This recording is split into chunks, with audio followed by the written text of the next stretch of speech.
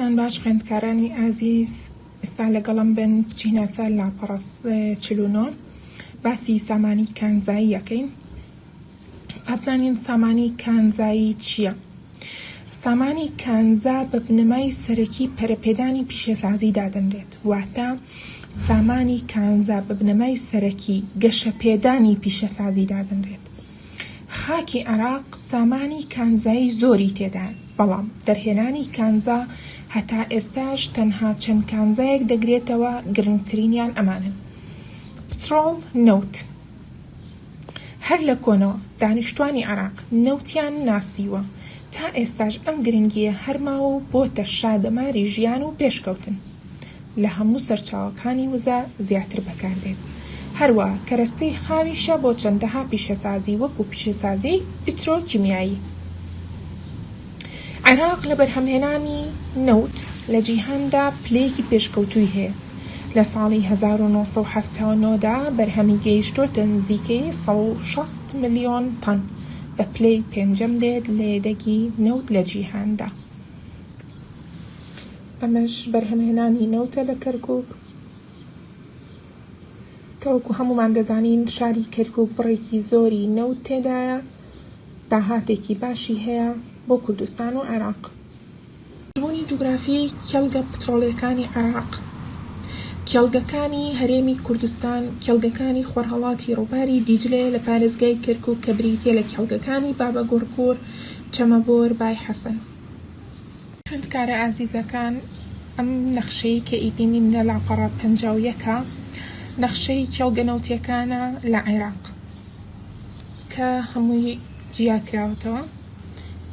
وتمان پێشتر باسمان کردووەمە ناونیشانی نەخشەکەی پێ ئەوترێت. ئەم بەشەش کلیلی نەخشەی پێ ئەوترێ کە نەخشەی دابەشبوونی نەوت و غاز و لولەکانی گواستنەوەی لە عێراق.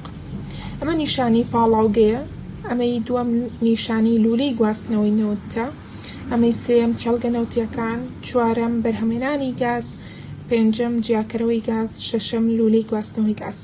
خاڵی یەکەممان باس کرد، وتمان کێڵگەکانی خۆرهەڵاتی ڕووباری دیجلە لە پارێزگای کەرکووک. ئەمە شاری کەرکووکە،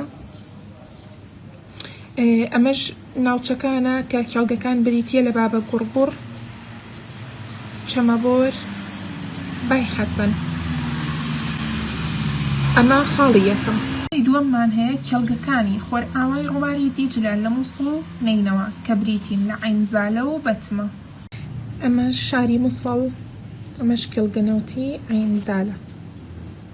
خاڵێکی ترمان هەیە کێڵگەکانی نەوتی شیواشۆکە لە تەقتەق، کێڵگەکانی ڕۆژهەڵات پارێزگای دیالە، کێڵگەکانی نەفتخانە لە نزیک خانەقین، کێڵگەکانی نەوتی تاوکی لە زاخۆ. ئێستاش لەسەر نەخشە سەیریەکەین. من نەفتخانە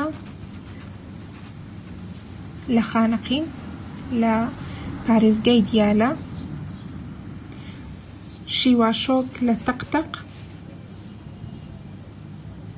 ئەم بەشە سەوزەش تاوکێیە لە زاخۆ.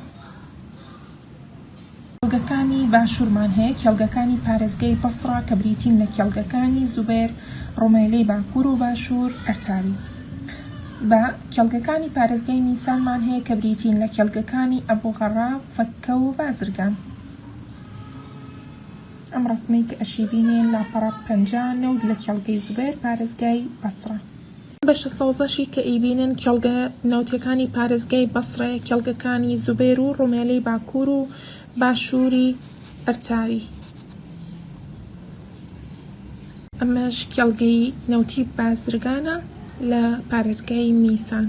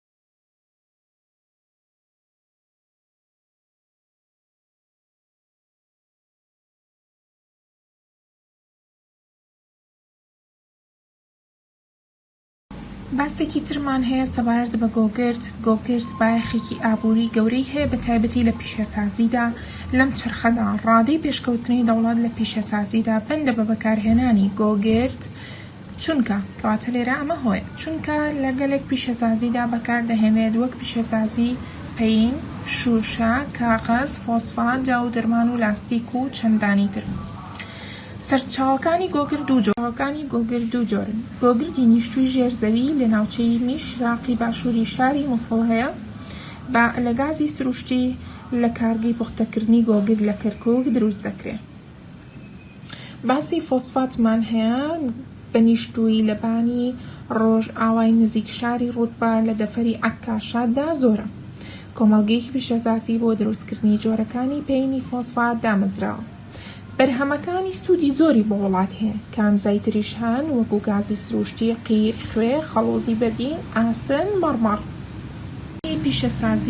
پیشەسازی لە عێراق دەکرێت بە دوو بەشی سەرەکی. یەکەم پیشەسازی دەرهێنان وەکو نەوتی خاو، گۆگرت، فۆسفات. ئەمانە پیشەسازی دەرهێنان. پیشەسازی گۆڕینمان هەیە کە بریتیە لە گۆڕینی کەرەستەی خاوی کانزایی و ڕوەکی و ئاژەڵی وەکو نەوتی خاو و لۆکە و خوری. گرنگترین پیشەسازیەکانی گۆڕین بریتین لە چی؟ بریتیە لە پیشەسازی خۆراک وەکو ڕۆنی ڕوەک و شەکر لە میسان و بەسڕە و بەختە. بە پیشەسازی کیمیاوی وەکو پیشەسازی دەرمان لە سامەڕا و سابوون و کاغەز لە بەسڕە. جیم پیشەسازی کەرەسەی خانوبەرە وەکو چیمەنتۆ لە سلێمانی، خشت لە سەما و حلە و شوشە و چیمەنتۆ لە ڕەمادی. ئەمەش کارگەی چیمەنتۆی بازیانە لە سلێمانی. پیشەسازیەکانی هەرێمی کوردستان یەکەم پیشەسازی دەرهێنانی نەوت و گازی سروشتی لە پارێزگای کەرکووک و هەولێر و خانەقین. دووەم پیشەسازی چیمەنتۆ لە تاسڵۆجە و بازیان و لە سلێمانی لەلایەن کەرکووک. سێەم پیشەسازی قوتوبەند و خۆراک لە هەولێر. چوارەم کارگەی توانەوەی ئاسن لە هەولێر. ئەمەش کارگەی توانەوەی ئاسنەکەی لە هەولێر.